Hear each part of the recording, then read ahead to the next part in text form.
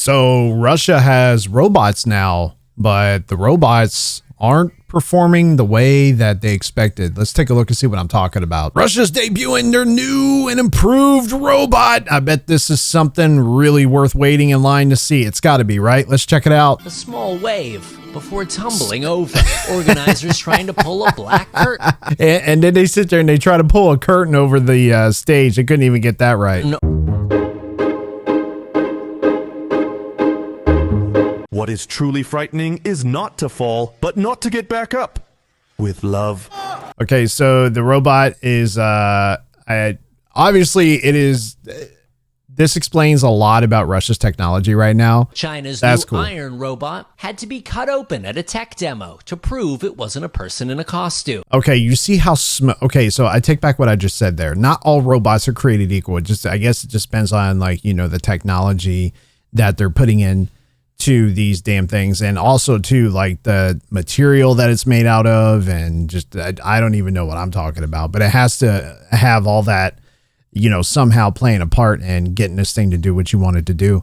But I mean, that they had to literally tear a piece of the robot's cover off because it moved so delicately and almost human-like that people probably believe that it wasn't a robot, that it was actually a person underneath that. Meanwhile, Tesla's Optimus robot dancing with Elon Musk. You see how he's very, you know, the robots are very slick and very, you know, smooth sailing, and they move so well. OpenAI's Figure 03 robot Look at dazzling with AI integration. And I think that has a lot to do with the advent of AI, generative AI, because they're able to train them so much faster than they ever did before. AI helping train at-home robot helpers like Neo.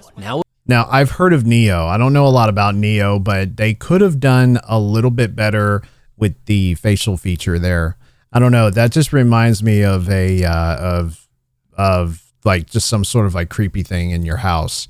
You know, they could have made the face a little bit more user-friendly, because, I mean, imagine getting up at 2 a.m. and you forget that you have a robot just chilling out there in your living room or wherever, and you just kind of creep around the corner and there's this thing, like, you know, just staring back at you. And I think it's $20,000. I think you could pre-order them if you go to the website for Neo, and it does a lot of stuff for you. It like cleans your house, it wipes down your countertops, it vacuums for you. They're literally advertising this $20,000 robot to consumers who will, by the way, be disappointed. Somebody at the office has to make sure they can look through its eyes and do these tasks. Leaving aside all that, do you know how slow these things are? Does anybody care how slow they are? For me, it doesn't bother me how slow they are. I want to know what it can do. How can this robot improve my life and my quality of living in my home? What's it going to be able to do for me? That's what I care about. And I care about it, you know, lasting a long time. Because $20,000 for a piece of machinery, you know, just kind of just chills in your house. That's a lot of money for just a robot.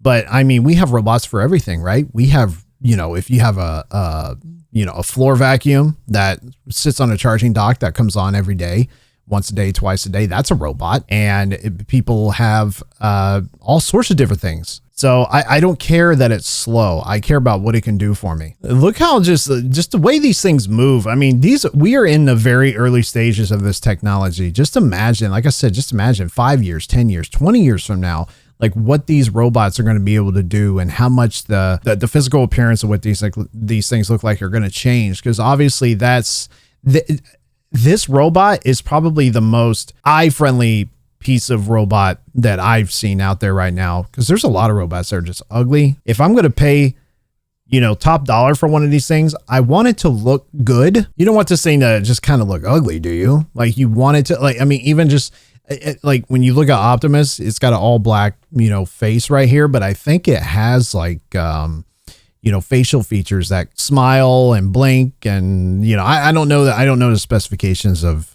Tesla's robots here, but so far that's the best looking robot I've seen. When you sit there and you look at, like, you know, what just happened to Russia's robot technology, that they had this thing coming on stage and it just kind of falls.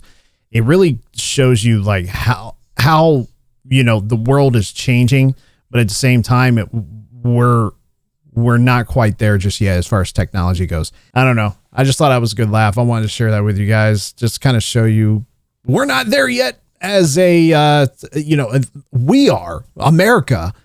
America is there. I feel we lead the forefront. And as far as technology goes, we are on top. Nobody else comes close. I mean, you got Elon with Tesla and Optimus, and you got Neo, which I feel Neo can use a little bit of cosmetic work because I think Neo's a little creepy. That's just me though. Let me know in the comment section below. Do you think Neo's really creepy? Let me know in the comment below. Are you excited for the technology of what that's going to look like in 20 years? Whatever you're thinking in the whole entire process, let me know in the comment section below. And until next time, ladies and gentlemen, we will see you all on the next video. I'm out of here.